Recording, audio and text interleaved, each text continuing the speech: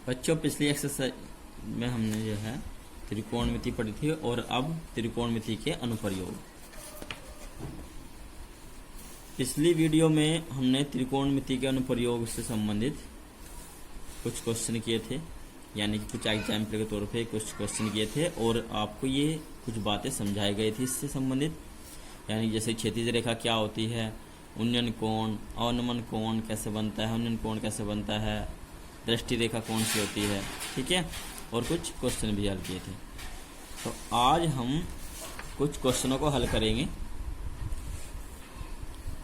सबसे पहले तो हम इनके चित्र बनाने सीखेंगे। यदि आपसे चित्र बनाने आ गए तो आप क्वेश्चन को बहुत ईजिली तरीके से सोल्व कर पाओगे। सबसे मेन काम इसमें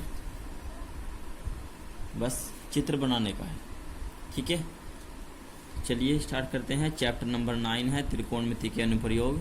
ये कुछ क्वेश्चन हमने लिखे हुए हैं, इसमें 8 क्वेश्चन हैं। अब इन 8 क्वेश्चनों के हम आज चित्र बनाने सीखेंगे। सोल्व हम कल करेंगे और जो आपकी एक्सरसाइज है वो नेक्स्ट वीडियो में करेंगे, ठीक है।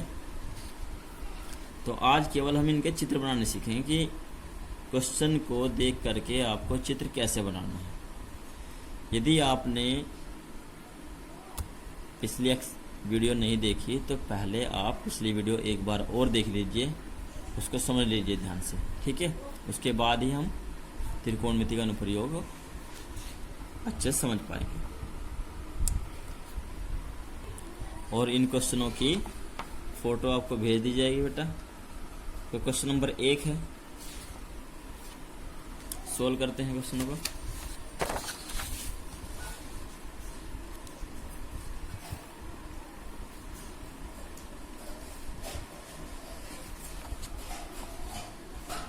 देखो क्वेश्चन नंबर 1 है, इसमें एक सीढ़ी दीवार की चोटी तक पहुंचती है। एक सीढ़ी दीवार की चोटी तक पहुंचती है। तो सबसे पहले चित्र बनाने से पहले सबसे मुख्य बात यह है कि जब भी आप चित्र बनाओगे सबसे पहले एक क्षैतिज रेखा खींच लोगे, यानी कि भूमि। क्षैतिज रेखा यानी कि भूमि, ये हो गई हमारी क्षैतिज रेखा, यानी कि जमीन हो गई, भूमि हो गई। अब दीवार कैसे खड़ी होगी? दीवार में ऊंचाई है और हमने पिछले वीडियो में बताया था जिस चीज़ में ऊंचाई होगी आप उसको BC मान लोगे। तो ये हमने मान ली ये कोई दीवार है, ये भूमि है, क्षैतिज रेखा, क्षैतिज रेखा यानी कि भूमि, क्षैतिज रेखा जमीन है और इस पर ये दीवार खड़ी हुई है। इस क्वेश्चन में कहा है कि एक सीढ़ी दीवार की चोटी तक पहुंचती है। तो दीवार की चोटी कहाँ होगी? दीवार की चोटी यहाँ होगी। दीवार मान ली हमने BC एक दीवार है, इसकी चोटी कहाँ होगी? C पॉइंट पर। अब एक सीढ़ी है, तो सीढ़ी कैसे लगाते हैं हम? दीवार से ऐसे लगाते हैं तिरछी करके। तो यानी कि एक सीढ़ी दीवार की चोटी तक पहुंचती है, ठीक है। ये कोई सीढ़ी होगी, ठीक है। सीढ़ी का पाद दीवार से सीढ़ी का पाद यानी कि आधार यानी कि जहां पर सीढ़ी टिकी हुई है उसे बोलते हैं पाद बिंदु, यानी कि आधार बोलते हैं इसको। पाद माने होता है आधार। सीढ़ी का आधार दीवार से 1.5 मीटर दूर है, यानी कि सीढ़ी तो ये हो गई। सीढ़ी का जो आधार है यानी कि निचला हिस्सा है, यानी कि जो भूमि पे टिका हुआ है, ये भूमि है हमारी। तो ये पॉइंट हमने मान लिया इसमें A। तो सीढ़ी का आधार यानी कि पाद बिंदु दीवार से 1.5 मीटर दूर स्थित है। दीवार हमारी ये है, तो इससे ये कितने मीटर दूर स्थित है? 1.5 मीटर, 1.5 मीटर की दूरी पर है, ठीक है। अब आगे लिखा है क्वेश्चन में, और सीढ़ी जमीन से 60 अंश के कोण पर झुकी है। सीढ़ी जमीन से 60 अंश के कोण पर झुकी है। ये हमारी सीढ़ी है और ये जमीन से यानी कि क्षैतिज रेखा से 60 अंश का कोण बनाती है। दीवार की ऊंचाई ज्ञात करो। तो हमें इस दीवार की ऊंचाई इसमें ज्ञात करनी है, इसको मान लेंगे हम H, ठीक है। अब इस क्वेश्चन को कैसे सोल्व करेंगे? जैसे क्वेश्चन अब आप त्रिभुज के हिसाब से लीजिए, ये कर्ण भुजा, ये लंब भुजा और ये आधार भुजा, क्योंकि कोण यहाँ से माप रहे हैं। तो ये लंब भुजा हो गया यानी कि ऊंचाई हो गई, और ये आधार भुजा हो गई। तो जैसे पिछली वीडियो में हमने क्वेश्चन किए थे उस टाइप से हम क्वेश्चन को सोल्व कर लेंगे टैन लेकर के। टैन 60 अंश बराबर लंब बटे आधार यानी कि BC बटे AB और BC है H बटे 1.5। ये क्वेश्चन को सोल्व अगली वीडियो में करेंगे बेटा। क्वेश्चन 2 है, सूर्य के प्रकाश में 100√3 मीटर ऊंचे एक स्तंभ की परछाई 100 मीटर है। सूर्य का उन्नयन कोण ज्ञात कीजिए। यानी कि देखो स्तंभ में ऊंचाई होती है, सूर्य के प्रकाश में 100√3 मीटर ऊंचे एक स्तंभ की परछाई 100 मीटर है। परछाई कहाँ बनती है? परछाई भूमि पर बनती है नहीं बनती? तो इसलिए देखो चित्र बनाएंगे। पहले भूमि बना लीजिए, ये हो जाएगी क्षैतिज रेखा यानी कि भूमि। ठीक है, अब इसमें स्तंभ की बात आई जिसमें कि ऊंचाई है, तो स्तंभ हम बना लेंगे इसमें BC। जिस चीज में भी ऊंचाई होगी उसे हम BC मान लेंगे। इसे हमने मान लिया स्तंभ। यह भूमि हो गई हमारी क्षैतिज रेखा, ये स्तंभ हो गया। अब सूर्य आकाश में होगा, ये सूर्य है। यहां से जो किरण आएगी और स्तंभ से टकराएगी, तो स्तंभ की परछाई कहाँ बनेगी? भूमि पर बनेगी। भूमि पर यानी कि यहाँ पर ये बनेगी स्तंभ की परछाई। तो ये स्तंभ की ऊंचाई हो गई, ये परछाई हो गई। ऐसे दे रखी है 100√3 मीटर, स्तंभ की परछाई 100√3 मीटर और परछाई की लंबाई है 100 मीटर। सूर्य का उन्नयन कोण ज्ञात करना है। यहां तक सुपर करो, यहां तक इसकी परछाई बनी, तो ये पॉइंट होगा लास्ट पॉइंट A। अब सूर्य का उन्नयन कोण क्या होगा?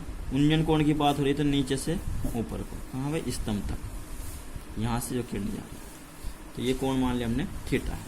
ठीक है, ये इसका चित्र होगा। यदि आप क्वेश्चन करोगे तो इसमें टैन लेकर क्वेश्चन करोगे। त्रिभुज ABC में टैन थीटा बराबर BC बटे AB यानी कि लंब बटे आधार, और लंब बटे आधार टैन थीटा इक्वल टू लंब बटे आधार, लंब हो जाएगी 100√3 और बटे कितना हो जाएगा? आधार 100 हो जाएगा।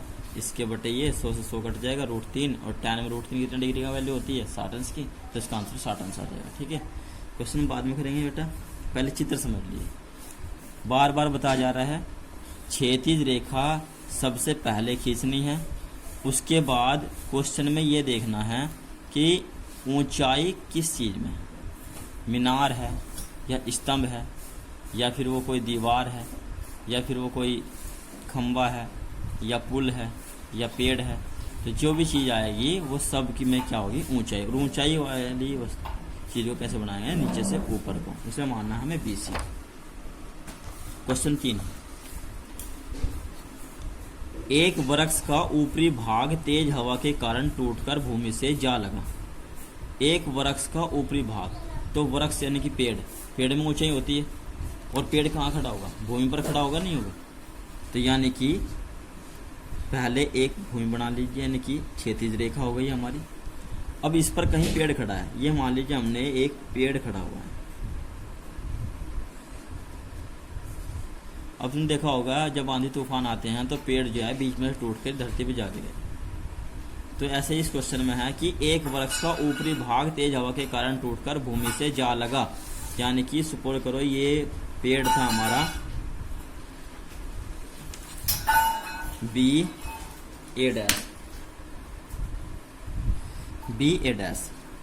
अब जैसे ये तेज आंधी आई, सपोज करो ये बीच में से टूट गया पॉइंट C से, और जो इसका ऊपरी हिस्सा है यानी कि ये हिस्सा A', ये ऊपर से नीचे को गिर गया, जमीन पर जा गया। ये पॉइंट हमने मान लिया A, यानी कि जो इसका ये हिस्सा है ये टूट करके कहाँ गिर गया? नीचे को, ऐसे गिर गया, नीचे से ऐसे टूट करके यहाँ गिर गया, जो जमीन से जा लगा। ठीक है, जो भूमि के साथ 45 अंश माप का कोण बनाता है। अब ये भूमि के साथ कितने अंश माप का कोण बना रहा है? ये 45 अंश का कोण बना रहा है। कितना अंश का? 45 अंश का। तो यानी कि ये जो ऊपरी हिस्सा है भूमि, ये हमारी भूमि है, तो इसके साथ में 45 अंश का कोण बनाता है। अब आगे क्वेश्चन पढ़ेंगे। वृक्ष की जड़ से उस बिंदु की दूरी, वृक्ष की जड़ से, वृक्ष की जड़ कहाँ है? ये हमारा वृक्ष है, इसकी जड़ कहाँ होगी? जड़ होगी यहाँ पे बी पॉइंट पर, ठीक है। तो वृक्ष की जड़ से उस बिंदु की दूरी, किस बिंदु की? जहां वृक्ष का शीर्ष, शीर्ष यानी कि ऊपरी भाग, इसकी चोटी भूमि को छूता है, यानी कि जहां वृक्ष का शीर्ष, वृक्ष का शीर्ष पहले वहां था, पर ये आंधी के कारण टूट करके कहाँ गिर गया? नीचे गिर गया यहाँ पे। तो अब इसका शीर्ष यहाँ पे आ गया। अब ये जो वृक्ष का शीर्ष है, ये पेड़ की जड़ से कितने मीटर की दूरी पर गिरता है? 6 मीटर की दूरी पर, यानी कि जहां पृथ्वी को छूता है वो 6 मीटर, यानी कि जो इसका शीर्ष है वो 6 मीटर दूर गिरता है।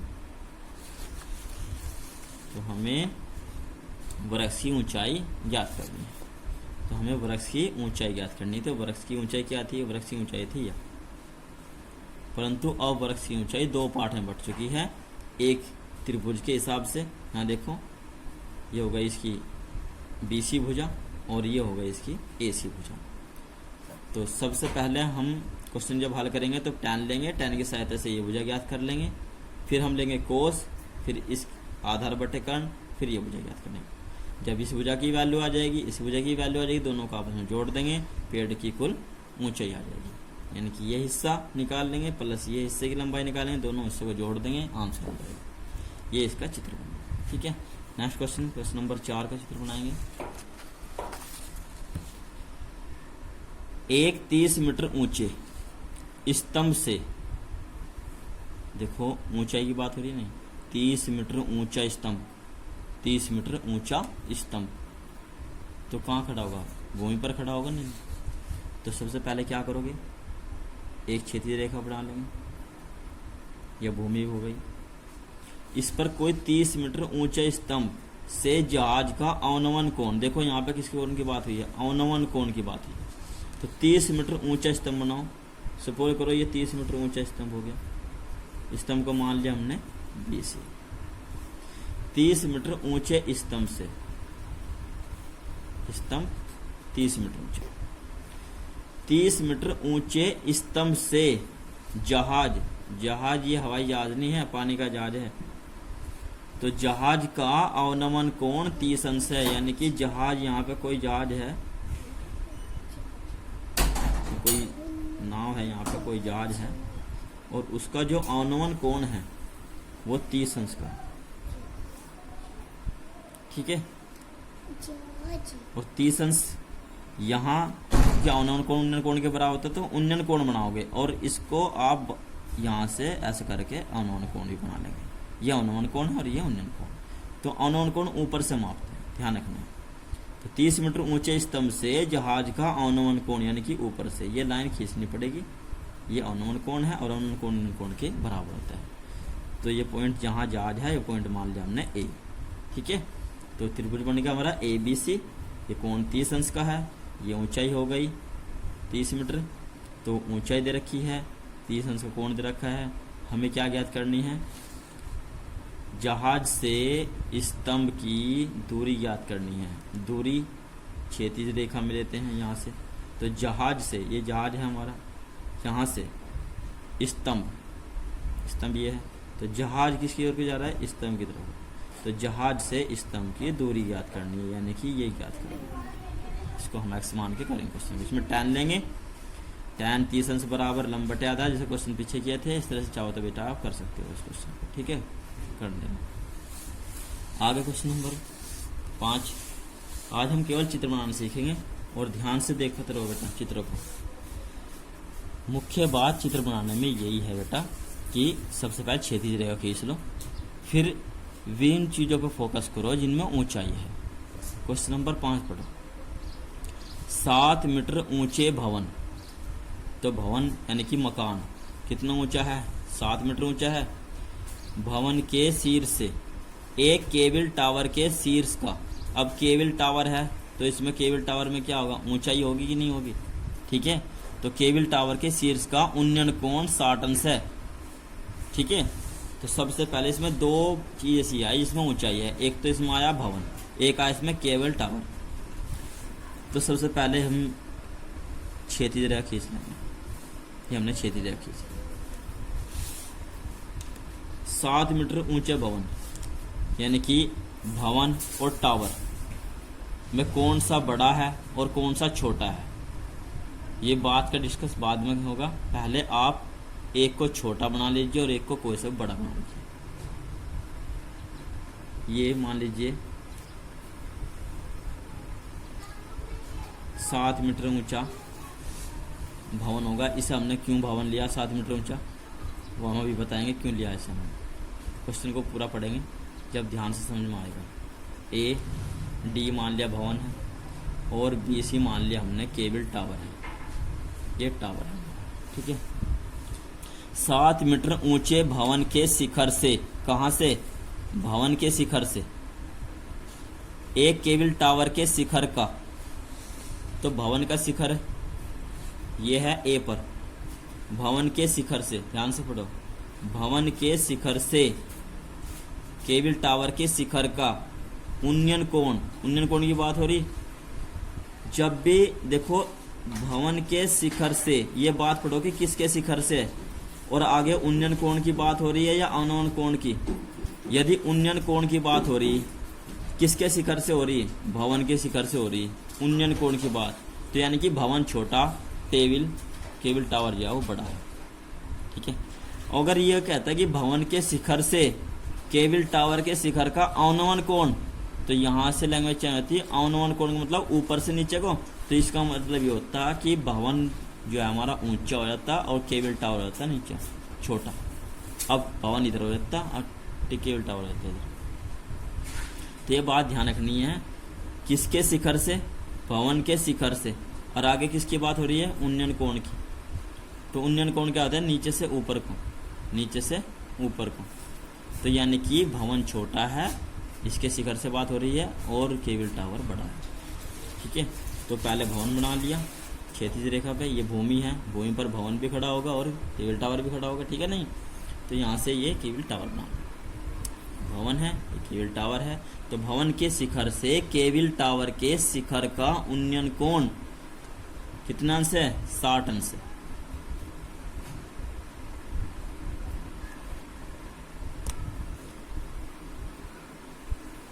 यहाँ पे एक क्षैतिज रेखा यहाँ बनाएंगे जो इसके समांतर है।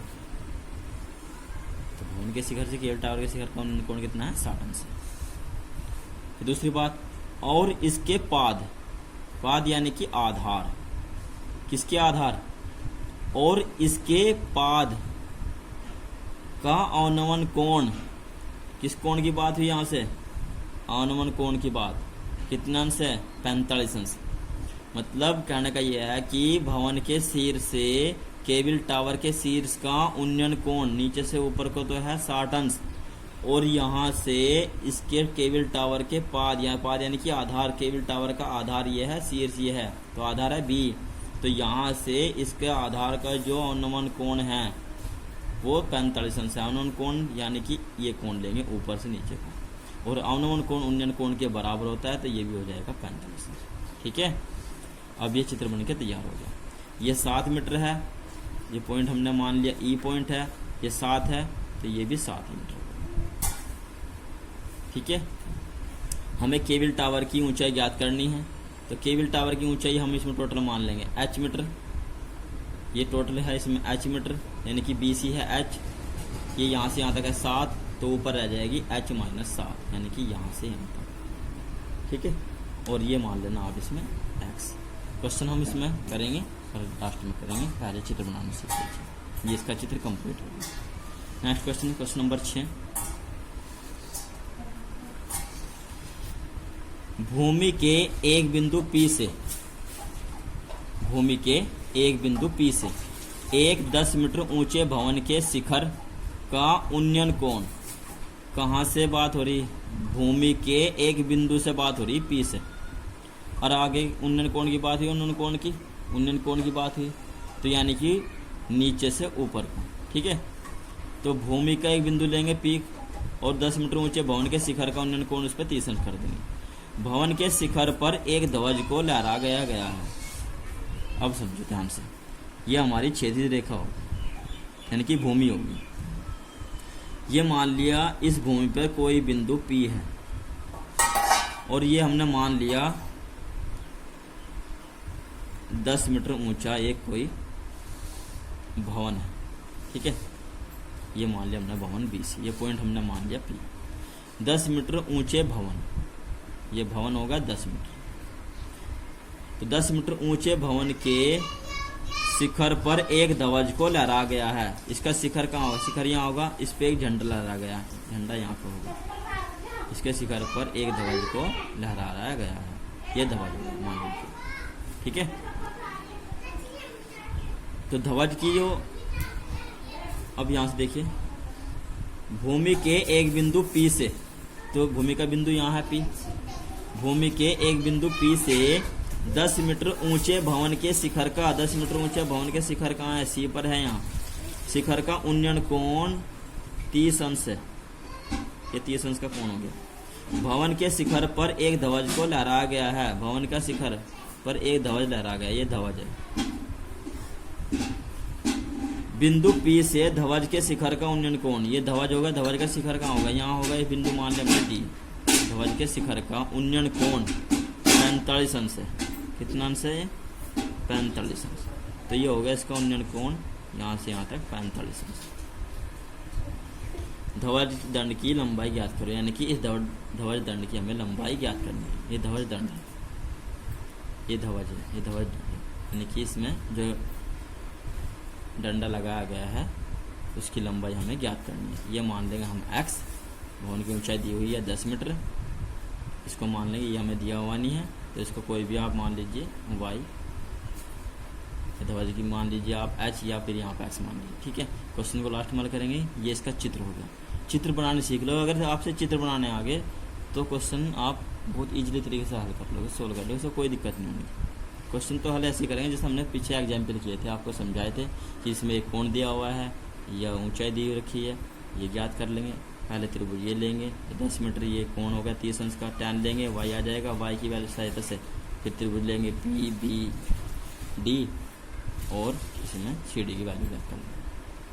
क्वेश्चन करेंगे फिर नेक्स्ट वीडियो में। क्वेश्चन नंबर 7 का चित्र देखो। एक मीनार के शिखर से 50 मीटर ऊंचे मकान की छत, मीनार की बात आई, मकान की बात आई। अब मीनार बड़ा होता है, मीनार बड़ी होती है नहीं, तो एक मीनार के शिखर से, ठीक है, 50 मीटर ऊंचे भवन की छत तथा आधार के अवनमन कोण क्रमशः 30 और 60 अंश, यानी कि छत का जो अवनमन कोण है वो 30 अंश है और आधार का अवनमन कोण है 60 अंश। मीनार की ऊंचाई ज्ञात कीजिए, मीनार की ऊंचाई ज्ञात करेंगे। तो चित्र कैसे बनाएंगे हम? इसमें देखो मीनार और भवन दोनों में ऊंचाई है, तो सबसे पहले हम एक क्षैतिज रेखा खींच लेंगे। ये कोई क्षैतिज रेखा, ये मान लिया हमने कोई भवन हो गया, इसकी ऊंचाई होगी 50 मीटर और एक तरफ होगी इसकी मीनार, ये मीनार होगी, ठीक है। मीनार मान लिया हमने BC और ये मान लिया हमने AD। सबसे पहले क्षैतिज रेखा खींचेंगे, उसके बाद दो चीज इसमें ऐसी आई है, मीनार और मकान जिनमें ऊंचाई है उन्हें ऊंचाई बनाई। अब ठीक है, अब क्या करेंगे, देखेंगे कहाँ से कहाँ की बात हो रही है। एक मीनार के शिखर से, तो मीनार के शिखर कहाँ है? C पे, यहाँ पे। तो एक मीनार के शिखर से 50 मीटर ऊंचे भवन की छत, 50 मीटर ऊंचा भवन की छत ऊपर होगी यहाँ, तो यहाँ से यहाँ की बात हो रही है, यहाँ से यहाँ की। और आगे किसकी बात हुई है? अवनमन कोण की। तो अवनमन कोण ऊपर से नीचे को आएगा, तो यानी कि मीनार बड़ी है और मकान छोटा है। मकान के छत और आधार, मकान की छत का और मकान के आधार का, मकान की छत का यानी कि यहाँ का और मकान के आधार का यानी कि यहाँ का, ठीक है। अवनमन कोण क्रम से 30 और 60 है, ये लाइन खींच देंगे, ये हो गया 30 अंश अवनमन कोण और यहाँ से यहाँ तक हो गया 60 अंश। जैसे ये क्षैतिज रेखा है ऐसे ही इस बिंदु से भी क्षैतिज रेखा बनाती हुई खींचेंगे, यानी कि इसके समांतर। ये पॉइंट हो गया ई पॉइंट। ये 50 मीटर है तो ये 50 मीटर हो जाएगा। ये 30 अंश का अवनमन कोण है तो ये भी 30 अंश, सॉरी उन्नयन कोण है, अवनमन कोण उन्नयन कोण के बराबर हो जाएगा। और ये अवनमन कोण 60 अंश है तो ये भी 60 अंश। ठीक है, मीनार की ऊंचाई हमें ज्ञात करनी है। मीनार की ऊंचाई हम मान लेंगे इसमें h मीटर, ये 50 है, टोटल h है, तो ये ऊपर हिस्सा हो जाएगा h माइनस 50, वो हिस्सा हो जाएगा EC, इसको मान लेंगे x। जितना ये हो उतनी ही, यानी कि जितनी BD है उतनी ही AE होगी, AC। ये x है तो ये भी x है। क्वेश्चन को लास्ट में करेंगे, ये इसका चित्र है। ठीक है बेटा, अब लास्ट क्वेश्चन है क्वेश्चन नंबर 8। एक टावर के आधार से जाती हुई रेखा पर, एक टावर की बात हुई, टावर में ऊंचाई होगी तो पहले एक क्षैतिज रेखा बना लेंगे और इस पर एक टावर खड़ा कर देंगे। इसका टावर हो गया BC मान लीजिए, ये टावर हो गया। एक टावर के आधार से, इसका आधार ये है, टावर में ऊंचाई है, आधार B है, टावर के आधार से जाती हुई यह कोई रेखा जा रही है। रेखा पर क्रम से A और B दूरियों पर, यहाँ से A दूरी पर बिंदु हमने मान लिया A है, और टावर के आधार से ही B दूरी पर, ये बिंदु मान लिया हमने D है, यहाँ से यहाँ तक B दूरी पर। टावर के आधार से A दूरी पर और टावर के ही आधार से क्रम से B दूरी पर, ये B दूरी होगी यहाँ से। क्वेश्चन में यहाँ पे 4, 9, 25, 36, 2500 कुछ भी दे सकता है वैल्यू इनकी AB के स्थान पर। ठीक है, यहाँ 25 आ सकता है, 100 आ सकता है, यहाँ 4 या 9 आ सकता है, या 36, 25 आ सकता है। ठीक है, दूरियों पर स्थित दो बिंदुओं से टावर की चोटी के उन्नयन कोण, इन दोनों बिंदुओं से टावर की चोटी यहाँ है कि उन्नयन कोण नीचे से ऊपर को एक दूसरे के कोटिपूरक है। कोटिपूरक कोण क्या होते हैं? ऐसे दो कोण जिनका योगफल 90 अंश होता है वे एक दूसरे कोटिपूरक कोण कहलाते हैं। तो यानी कि एक दूसरे के ये जो कोण है यहाँ पे वे कोटिपूरक है। तो एक को हमने मान लिया थीटा, तो दूसरा हो जाएगा 90 माइनस थीटा। कक्षा 9 में बताया था आपको कोटिपूरक कोणों के बारे में। और टावर की ऊंचाई हमें ज्ञात करनी है, मान लिया हमने h। ठीक है, ये इसका चित्र हो गया। क्वेश्चन को हल लास्ट में करेंगे। जब भी इस तरह क्वेश्चन आएंगे तो इसमें हमेशा जो ऊंचाई होगी वो होगी √AB, ध्यान रखना है, शॉर्टकट तरीका। आज की वीडियो में इतना ही बच्चों। नेक्स्ट वीडियो में हम इन क्वेश्चनों को हल करेंगे चित्रों सहित, चित्र भी बनाएंगे साथ साथ। आज जो है आप इन चित्रों पर फोकस कर लेना अच्छे से। इन क्वेश्चनों की फ़ोटो आपको भेज दी जाएगी। इन क्वेश्चनों को पढ़ना है और चित्रों को दोबारा समझना है, वीडियो को देख करके चित्रों को समझना है। ठीक है बेटा, अगर चित्र बनाने आपसे आगे तो आप क्वेश्चन इजीली तरीके से हल कर पाओगे।